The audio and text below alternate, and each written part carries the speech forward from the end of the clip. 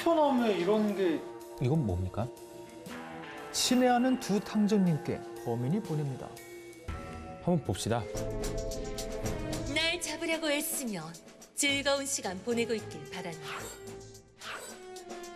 날 물러보는 것 같은데 가까이 오면 가만두지 않겠다. 그리고 아래 뭐 이런 것도 써 있어요. 악화한 소비 심리, 물가 상승 전망, 9년여 만에 최고. 한국 경제, 코로나, 물가 악재의 위태. 반대요? 대범한 녀석이네. 에이? 왜요? 본인 이름을 떡하니 공개하고 말이죠. 이름을 공개했다고요? 편지 내용에 공통점이 있어요. 공통점.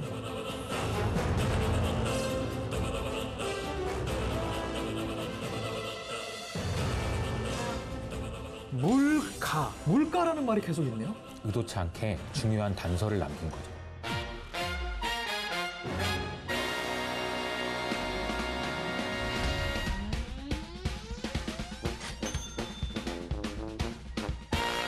물가를 한자어로 풀어보면 물건, 물, 값, 가로 표현할 수 있습니다.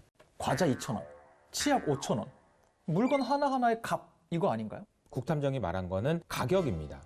각각의 상품의 가치를 돈으로 표시한 게 가격이고, 물가는 여러 가지 상품들을 평균적으로 얼마의 가격으로 거래되고 있는지를 표현한 겁니다. 영어로 표현하면 조금 더 명확한데, 영어에서 여러 개를 뜻하는 단어를 할 때 뒤에 뭘 붙이죠?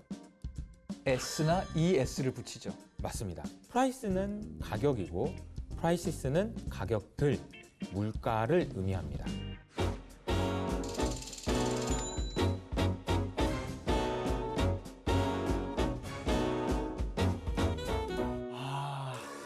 좀 이해가 되는 것 같아요.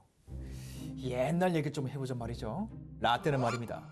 초등학생 때 짜장면을 하나 먹으러 가도 1,000원, 2,000원이면 웬만하면 배불리 먹었다고요. 자장면이 1970년대에는 100원이었는데 현재는 보통 한 5,000원 정도는 하잖아요. 그러면 50년간 무려 50배나 오른 거예요. 근데 물가가 오른 데는 여러 가지 이유가 있습니다. 예를 들어서 자장면을 만드는 데 드는 비용인 밀가루나 양파 가격이 올라갈 때도 오를 수 있고요. 또 어떤 상황에서 물가가 오를 수 있을까요? 또 어떤 상황이지? 저번에 우리가 얘기했던 통화량과도 관련이 있습니다. 통화량, 어떤 관계가 있는 거죠?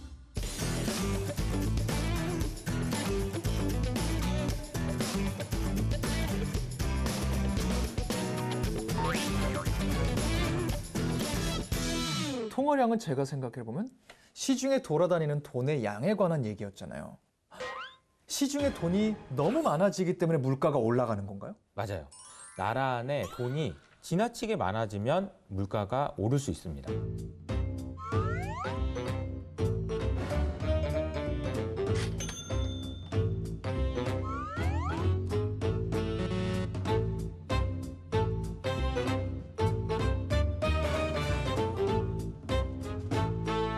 그런데 중요한 것은 물건의 가격이 오른다는 것도 중요하지만 돈의 가치가 그만큼 떨어지기 때문에 물건이 가격이 오르는 것처럼 보인다는 것을 이해하는 것도 중요해요. 예를 들어 원래 달걀이 8,000원이었는데 이게 물가가 올라서 10,000원이 됐다. 그 얘기는 똑같은 달걀이지만 원래 내던 것보다 2,000원을 더 내야 얻을 수 있다는 거니까 돈의 가치가 떨어진 게 맞네요. 물건의 가격이 올라간다는 것은 돈의 가치는 떨어지는 거라고 이해가 안 되면 외워놓는 것이 필요합니다. 외울게요. 네.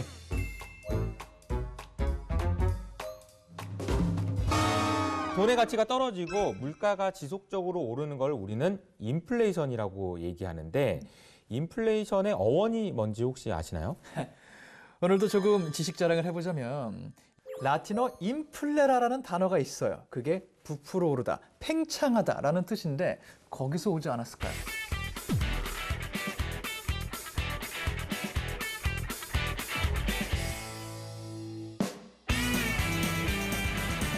이런 얘기도 들었던 것 같아요. 나라가 통제할 수 없을 정도로 물가 상승이 급격히 올라가면 들뜬, 흥분한이라는 하이퍼란 단어로 붙여서 하이퍼 인플레이션이라고 부르는 경우도 있더라고요. 하이퍼 인플레이션이란 말은 굉장히 무서운 말인데요. 보통 한 달에 물가가 50% 이상 상승하는 경우에 사용하는 단어입니다. 그러니까 보통의 상황이 아닌 거예요. 그러네. 인플레이션만 해도 나라에게 병이다 말씀하셨는데 하이퍼 인플레이션, 정말 심각한 병은 왜 나타나는 거예요? 자연재해나 전쟁 혹은 국가 부도 이런 것들이 원인이 되기도 하고요. 정부나 중앙은행이 너무 과도하게 통화량을 늘리게 되면 이런 문제들이 생길 수 있습니다. 100년 정도 전이었던 것 같은데 독일에서 무분별하게 돈을 너무 많이 풀어내서 하이퍼 인플레이션이 발생한 적이 있습니다. 1차 세계대전 후에 전쟁 배상금으로 고민하던 그 시기겠네요. 맞아요.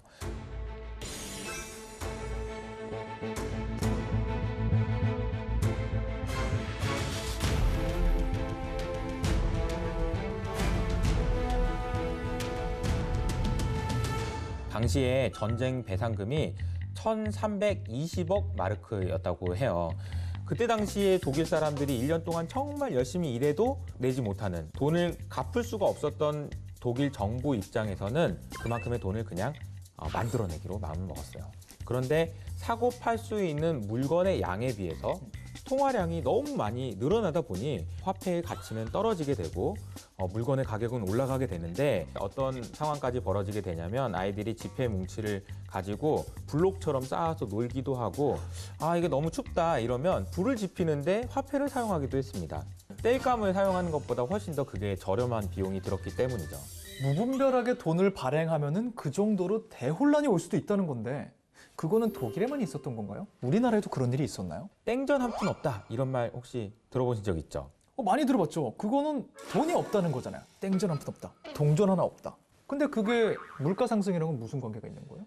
조선 말기 시대에 독일하고 비슷한 현상이 나타났는데 그 원인이 된 게 이 땡전이란 관계가 있습니다. 이 당백전이라는 건데요. 제가 한번 보여드려 볼까요? 당백전? 자, 이걸 한번 보세요. 네. 당백전. 한자로 당백 써 있는데요? 당할 땅, 일백백, 그리고 돈전이라는 뜻으로 당백전은 기존에 사용했던 화폐인 상평통보의 100배의 가치를 당해낼 수 있는 돈이라는 의미예요. 100배의 가치. 어마어마한 가치인데 이걸 왜 누가 발행하는 거죠? 흥선대원군이 만든 건데 당시에 왕권을 강화하기 위해서 경복궁을 다시 짓기로 했습니다. 네. 그런데 경복궁을 지으려다 보니까 돈이 부족해요. 돈이 부족해지다 보니까 당백전이라는 것을 만들어낸 거죠. 당백전이 발행되기 전에는 한 포대에 7량, 8량 정도 하던 쌀값이 1년에서 2년 사이에 무려 6배나 올랐다는 기록이 있습니다. 아니 그러면 돈이 아무리 많이 돈다 그래도 그 돈을 모두가 다 가질 수 있는 건 아니니까 쌀도 못 써먹는 사람도 있었겠네요. 그렇죠. 그 당시에 백성들이 얼마나 힘들었겠어요. 그래서 당백전을 조롱한다라는 의미로 당백전은 무슨 당을 세게 발음하다 보니까 땅전 이렇게 얘기하다가 점점 발음이 심해져서 땡전이라고 불렸다고 합니다. 땡전 한 푼도 없다라는 표현이 잘못된 인플레이션에 대한 교훈이 담겨 있는 말이었네요. 맞습니다. 내일도 우리 수사 한번 잘 해보도록 합시다. 잘하기 위해서 물가도 제가 옮겨 놓을게요. 너도 내가 다 파악했어.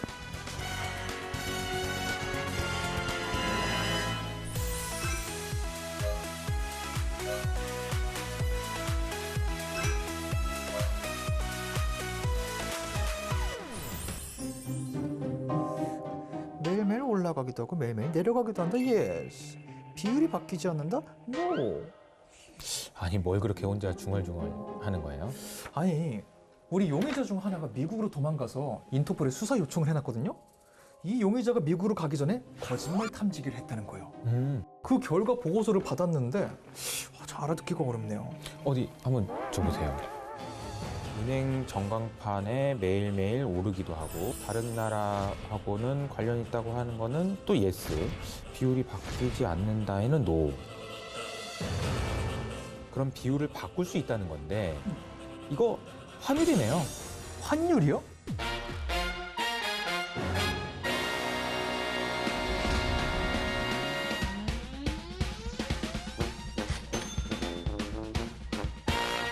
바꿀 환, 비율률. 다른 나라의 돈을 바꿀 때 사용하는 비율을 환율이라고 합니다. 우리나라에서는 1,000원, 원화고요. 네. 미국은 달러.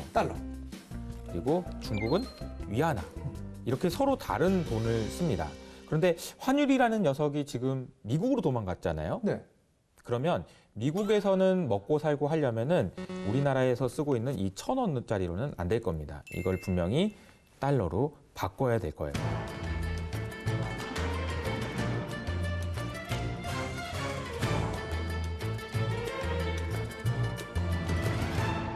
그러면 이 환율이라는 녀석도 결국 은행에 가서 1,000원짜리를 10,000원짜리를 50,000원짜리를 달러로 바꿀 텐데 갑자기 궁금해지는 게 옛날에 은행이 없을 때는 어떻게 돈을 바꿨을까요? 우리 12세기경에 이탈리아로 한번 가보죠. 당시 이탈리아는 다른 나라와 거래를 활발하게 진행하다 보니까 스페인, 프랑스 등 여러 나라에서 돈이 많이 들어왔어요. 그러다 보니까 환전상이 재질과 무게가 서로 다른 화폐들을 저울에 달아서 비교를 하곤 했습니다. 그래서 환전상이 사용하던 책상을 이탈리아로 방코라고 얘기하고 그 단어가 유래가 변형되면서 뱅크, 은행이 된 거죠. 환전상의 책상이 뱅크가 그게 은행이 되는 거 너무 신기한데요? 아니 그러면 조금 더 자세하게 들어가서 이 숫자는 맨날 바뀌잖아요. 맞아요. 1달러를 1,100원에 살 수 있을 때도 있고 1달러를 1,300원을 줘야 살 수 있을 때도 있잖아요. 이건 왜 이렇게 바뀌는 건가요? 근데 왜 그런 일이 생기는지를 생각을 해보면 이 달러라는 것을 물건이라고 생각해 봅시다. 네. 수박이라고 생각해 봐요. 네.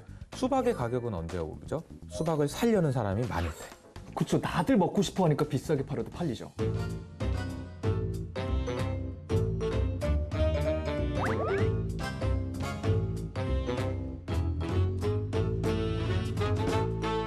그러면 똑같이 이 수박의 자리에 달러를 넣어보죠. 달러가 가치가 올라갈 때는 언제 올라갈까요? 달러를 필요로 하는 사람이 많아질 때. 네. 그리고 달러의 가격이 떨어질 때는 달러를 필요로 하는 사람이 적어질 때가 될 겁니다. 그럼 여기서 퀴즈를 한번 내볼게요. 네.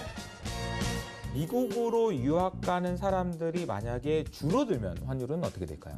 줄어들면요? 네. 미국으로 유학을 가서 생활한다. 미국으로 유학 가는 사람이 많아지면 미국 돈 쓰는 사람이 많아진다 소리니까 환율이 올라가야 되는데 이건 반대로 유학 가는 사람이 줄어드는 거니까 환율이 내려가겠죠. 네. 척하면 척이고 탁하면 탁이고. 아, 국탐정 똑똑한데요? 명탐정이라고요, 저. 근데 이렇게 달러가 오르내린다. 이것은 결국 돈과 돈 사이의 관계인 것 같기도 한데 그러면 우리나라 돈의 가치가 변하는 건가요? 자, 그러면 제가 이 모형을 한번 가지고 설명을 해보도록 할게요. 네. 국탐정이 달러, 제가 원화라고 해보겠습니다. 국탐정이 여기 있고 네. 제가 여기 있습니다. 자, 국탐정이 달러라고 했는데 이 달러가 올라가면 저는 어떻게 되죠? 내려가시네요. 반대로 국탐정의 달러가 내려가면 올라가죠. 맞습니다. 달러와 우리나라의 돈인 원화는 시소와도 같습니다. 우리나라 돈의 가치가 올라가면 달러의 가치는 내려가는 거고요. 반대로 달러의 가치가 올라가면 우리나라 돈은 내려가는 겁니다. 너무 설명 잘해 주셨는데요? 그렇죠? 네.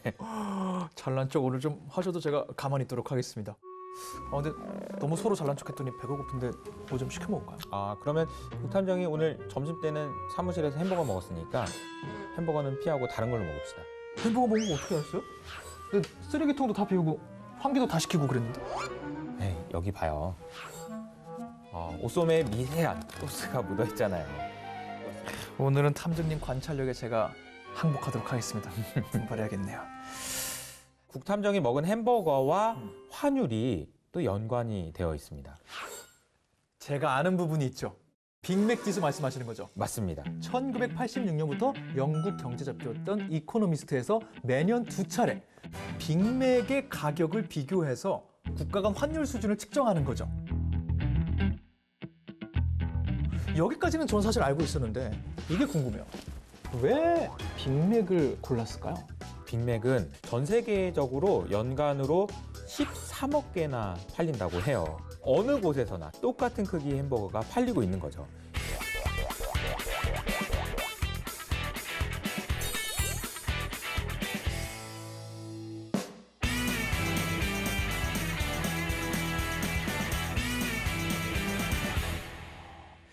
어렴풋이 들어봤던 일물일가라는 개념이 여기 들어가는 게 아닌가 싶어요. 문자 그대로 풀어보면 하나의 물건, 하나의 가격. 그러니까 똑같은 물건이라면 전 세계 어딜 가나 똑같은 가격으로 팔려야 된다. 맞습니다. 좀 더 이해를 돕기 위해서 예를 한번 들어볼게요. 미국 달러당 원화의 환율이 1,000원이라고 가정해 봅시다. 그러면 미국에서 30달러에 팔리고 있는 운동화는 우리나라 돈으로는 3만 원이 돼야 될 겁니다. 이것을 우리는 일물일가, 똑같은 운동화라면 어느 지역에서든지 같은 가격에 거래돼야 된다라고 설명하고 있는 거죠. 아, 그러면 이런 거군요. 빅맥의 가격은 일물일가의 법칙에 따라서 전 세계에서 가격이 똑같아야 맞다. 이론적으로. 하지만 실제로는 국가마다 이 가격이 다르기 때문에 다른 걸 비교해 가면서 국가마다 환율 수준이 얼마나 다른지 측정할 수 있다. 이렇게 정리되는 거군요. 맞습니다. 올해 1월 달에 이코노미스트가 발표한 빅맥 가격을 보면 미국의 빅맥은 5.66달러, 우리나라의 빅맥은 4,500원이에요. 이게 무엇을 의미하는 걸까요?